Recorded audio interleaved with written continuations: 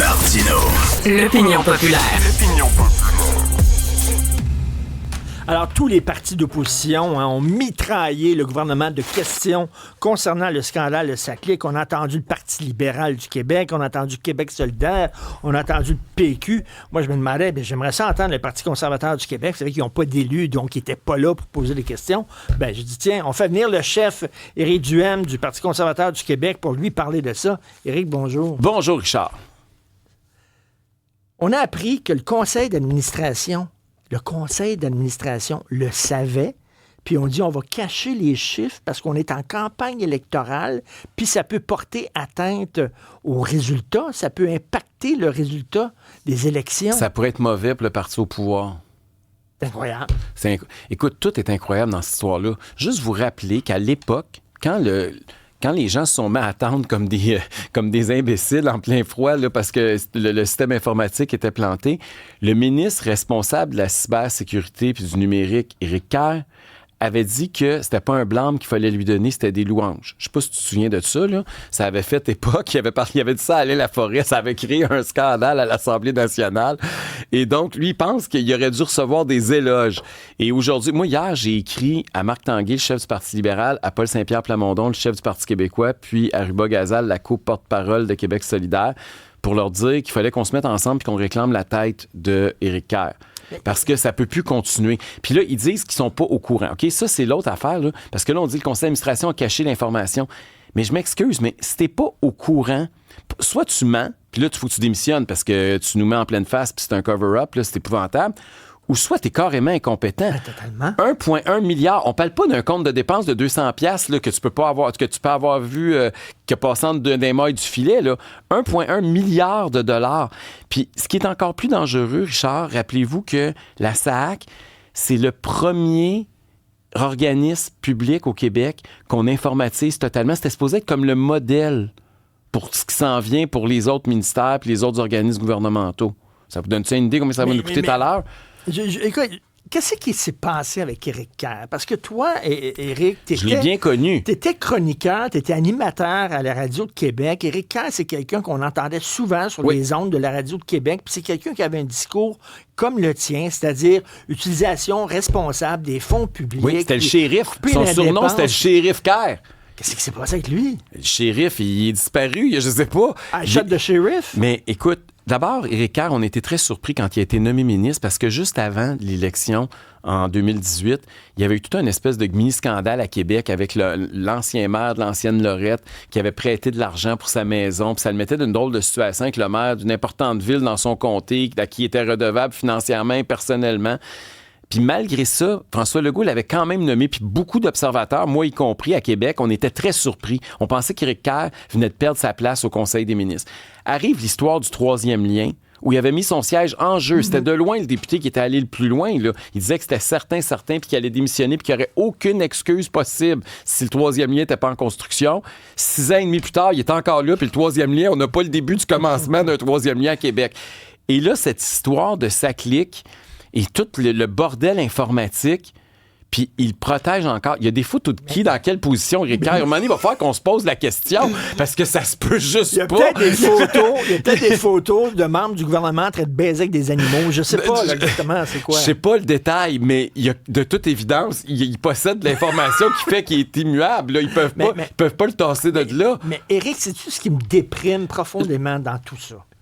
Je trouve que les gens se fâchent pas assez quand on utilise mal leur argent qu'ils ont gagné à la sueur de leur front. Les gens vont se fâcher pour toutes sortes d'autres raisons, toutes sortes d'autres affaires, mais quand c'est on les arnaque, on les fraude, on utilise leur argent qu'ils envoient au gouvernement de façon n'importe comment pour se payer des soupers d'huîtres ou des verres de whisky à 55$, ou n'importe quoi, là.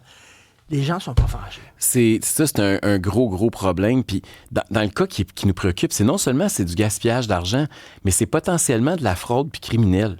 Puis c'est pas moi qui le dis. Quand tu lis le rapport de la vérificatrice générale, elle explique que le gouvernement a embauché une firme pour faire les appels d'offres, OK? Pour l'aider dans les appels d'offres pour l'informatisation. La firme, SAP, pour pas la nommer, est la même qui a obtenu le gros contrat. Puis là, elle explique qu'il y avait accès à de l'information parce qu'ils ont parlé à tout le monde, ils savaient tout, ils ont travaillé à l'élaboration de l'appel d'offres. Ils ont écrit l'appel d'offres de telle façon qu'il y avait seulement leur entreprise. C'est moi qui ai gagné le concours. C'est moi qui organise le concours, puis c'est moi qui le gagne. T'as-tu déjà vu ça, toi? Quelqu'un que t'engages pour faire un concours, puis c'est lui qui le gagne. Il y a quelque chose qui marche pas. Et là, hier soir, tu sais, tout est nébuleux, là. Hier soir, la présidente du Conseil du Trésor, Sonia Lebel, envoie un tweet pour dire qu'elle a demandé à l'Autorité des marchés publics d'enquêter. Parce que là, la VG, il faut comprendre que c'est des comptables. Eux autres, ils font juste vérifier est-ce que tout est correct ou pas. Mais ils n'ont pas le pouvoir d'enquêter puis de déposer des accusations criminelles. Mais il va falloir aller là, parce que si, effectivement, il y a eu un détournement de fonds ou il y a eu des appels d'offres truqués, c'est criminel. Et tu as vu, en plus, une des architectes de SACLIC, elle a été promue. Oui. Maintenant, c'est elle qui chapeaute tous les projets numériques de la SAC parce qu'elle était tellement bonne. Tu comprends-tu, Éric? Comment ça se fait que ces gens-là, non seulement ne perdent pas leur job, mais ont des promotions? Il y en a même un qui ont nommé, ça s'invente pas, on dirait que c'est une joke, mais à l'Office de protection du consommateur, ils veulent lui protéger de quoi? On rit, mais c'est vraiment pas drôle. Là. Mais les gens, je suis allé voir là, pour voir la liste des gens qui siègent sur le CA de la SAC. Jean-Marie Deconinck, du Calcol. Il y a plein de gens connus. Mais comment une chose comme ça est possible, puis comment il se passe rien, puis le gouvernement ne peut pas prétexter qu'ils savent rien. Parce que s'ils savent rien, c'est des incompétents. Puis s'ils le savaient, c'est des menteurs chroniques. Je veux dire, il n'y a pas de rien de gagnant pour eux autres là-dedans. Il n'y a pas de troisième voie là-dedans. Non. Puis là, il y a 110 millions, il y a 1 milliard 100 millions qui est sur la ligne, là. Puis les Québécois ont droit de savoir qu'est-ce qui s'est passé. Puis c'est symptomatique d'un problème et il n'y a pas d'imputabilité. Puis dans le système parlementaire québécois, la façon c'est fait, c'est qu'il y a l'imputabilité ministérielle. C'est-à-dire que ça veut dire quoi, ça? Ça veut dire que, comme ministre, même si t'es pas au courant, même si c'est pas de ta faute, t'es responsable. Parce que nous autres, on vote pas pour des fonctionnaires, puis on vote pas pour des contractuels qui ont embauché, là. Nous autres, on vote pour l'élu qui est ministre puis qui est porte-parole du ministère. Comment ça fait que cette personne-là, quand il arrive un scandale, tu es obligé de démissionner. Je me souviens de Jane Stewart à Ottawa, qui était ministre des Ressources humaines. Elle avait été obligée de démissionner, même si c'était ses fonctionnaires qui avaient foiré, parce qu'elle était imputable, elle était responsable de leur travail. Là, présentement, on a toutes des ponces pilotes à Québec. Ils se lavent toutes les mains. « Oh, j'ai rien vu, j'ai rien su, je le sais pas, je comprends pas, je suis fâché, ils m'ont menti. » Tout le monde essaie de trouver toutes les excuses, mais il y a personne qui va payer, sauf les contribuables qui n'ont rien à voir avec le scandale. Mais ça, il y en a plein des affaires comme ça. Il y en a plein. Écoute, le Santé Québec, l'informatique de Santé Québec, c'était n'importe quoi. Arrive-Can, c'était n'importe quoi. Le système de paix Phoenix, même le système de paix ici au Québec. Le bordel. On est-tu capable de faire un projet, rien qu'un projet numérique qui marche? Ça semble très difficile. Puis c'est une des raisons aussi qui milite en faveur du fait qu'il faut dégraisser la machine. Puis là, je sais qu'on est en guerre commerciale avec les Américains, là, mais dites-vous qu'est-ce qui se passe au sud de nos frontières? Oubliez les tarifs, là. Le ménage qu'ils veulent faire, puis ce qu'Elon Musk est en train de faire sur l'efficacité gouvernementale, il va falloir le faire au Québec à un moment donné, là. Puis, tu sais, moi, je suis pas scandalisé qui envoie des courriels puis qui demande aux employés donnez-moi 5 affaires que vous avez faites dans la dernière semaine. N'importe quel patron, n'importe quelle entreprise peut faire ça avec ses employés, même des subalternes sur qui il n'y a pas le contrôle, qui sont plus bas dans la hiérarchie. Il n'y a rien de scandaleux à vouloir que l'appareil gouvernemental soit plus efficace. Et il va falloir un moment donné qu'on revise l'ensemble des politiques puis des programmes pour se demander si ça a encore une raison d'être, s'il y a moyen de dégraisser tout ça. Là. Où on crée de l'emploi au Québec dans la fonction publique. Mais ça, c'est pas normal. Mais ça, là, c'est pas de la création d'emplois, c'est de l'appauvrissement collectif parce qu'il faut payer pour ça. Et il y a un coût. Puis on crée pas de richesse en créant des emplois dans la fonction publique. Là. Comprenez bien, là, on est en train de s'appauvrir collectivement puis s'endetter pendant qu'on fait ça. Un moment donné, il va falloir qu'on fasse le ménage. On s'en va dans le mur, puis au lieu de ralentir, j'ai l'impression qu'on accélère. Puis la CAQ était un gouvernement, rappelle-toi, là, c'était les bons comptables. On pensait qu'il s'en allait là pour faire du ménage. François Legault nous avait dit qu'il allait réduire la taille de l'État. Éric Kerr nous avait dit qu'il allait eu une commission d'enquête, il y aurait une commission d'enquête sur l'octroi des contrats en technologie d'information. Il n'y en a pas eu. Tout le scandale informatique qui appelait ça, il n'a rien fait. On nous promettait un budget équilibré. On a le pire déficit de l'histoire. Je veux dire, c'est un gouvernement qui a promis tout et qui a fait exactement le contraire. Toi, tu es un conservateur, tu es chef du Parti conservateur du Québec, puis conservateur, c'est de gérer de façon responsable l'argent des gens, puis de couper dans l'appareil dans l'État qui est trop gros. C'est ça. Mais tu as vu ce qui se passe au fédéral? Les gens sont prêts à réélire les libéraux tellement ils ont peur des conservateurs. Tu comprends? Ils ont tellement peur des conservateurs qu'ils disent, nous autres, on préfère les libéraux avec tout ce qu'ils ont fait au cours des dernières années au pouvoir. Tu dis...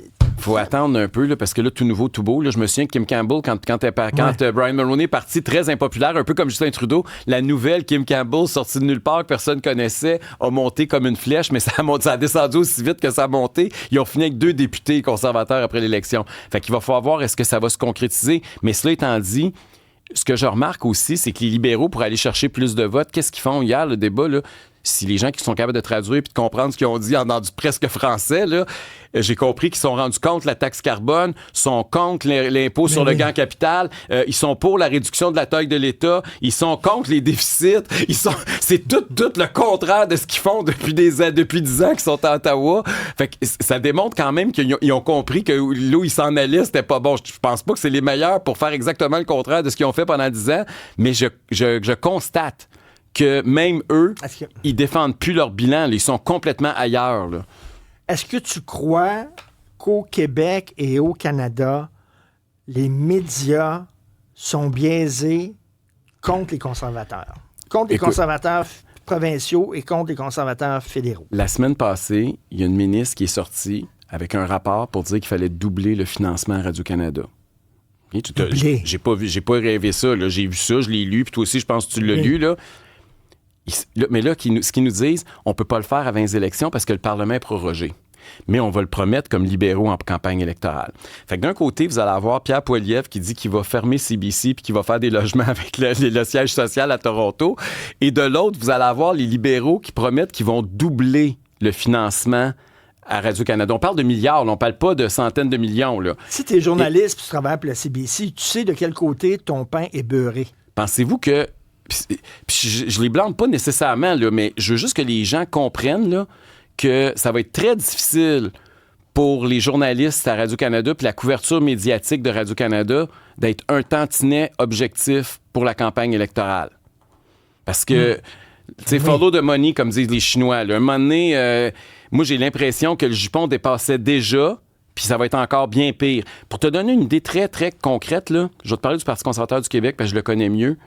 Nous avons 1% de la couverture médiatique à Radio-Canada. OK? Quand ils parlent des partis politiques au Québec, là, c'est 1% pour le Parti conservateur. Pour Québec solidaire, c'est 17. S'il y avait une élection aujourd'hui, selon le dernier sondage léger, on aurait 14% d'appui, Québec solidaire 10. OK? Explique-moi pourquoi Québec solidaire a 17 fois plus de visibilité que nous, alors qu'ils sont 4% de moins dans l'opinion publique. Puis là, je te parle juste du nombre. Si je regardais la qualité d'information, là, l'écart serait encore plus astronomique parce que tu comprends que quand Québec il parle de Québec solidaire, des fois, c'est des massages de pied, puis moi, c'est des coups de 2x4 dans le front. Non, mais c'est un peu... Non, mais j'exagère à peine, là. Fait que, tu sais, pensez à ça 2 secondes, là. Les gens, après ça, me disent « Ah non, c'est la référence en matière d'information. » Excusez-moi, là, mais moi, j'achète pas ça.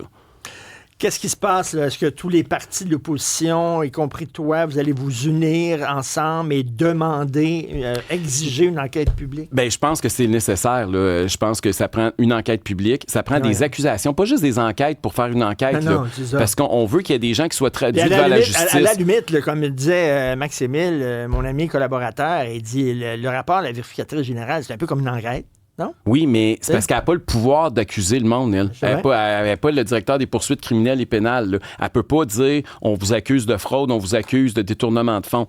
Fait que c'est pour ça que ça prend quelque chose de plus musclé. Puis l'autre affaire, il faut savoir si oui ou non les politiciens disent la vérité. Qui ment? Il y a du monde qui ment, là. Parce que la machine dit qu'ils leur ont dit, les autres disent qu'ils ne savaient pas. Qui ment? Puis il va falloir que les gens à la maison, vous fâchiez. Oui, il faut qu'on se réveille. Vous envoyez quoi, là? 30% votre salaire au gouvernement? C'est pas plus, ça dépend de ton revenu, mais plus c'est minimum. Christy, puis on prend ça, puis on le gaspille. Là. À un moment donné, fâchez-vous, maudit, c'est votre argent. 1,1 milliard de dollars. Là. Il y a 10 des Québécois, Richard, cette année, qui ont fait appel à une banque alimentaire pour nourrir leur famille. Il y a une personne sur 4 qui nous écoute, qui a une maison, qui a de la misère à renouveler l'hypothèque avec les hausses de taux d'intérêt.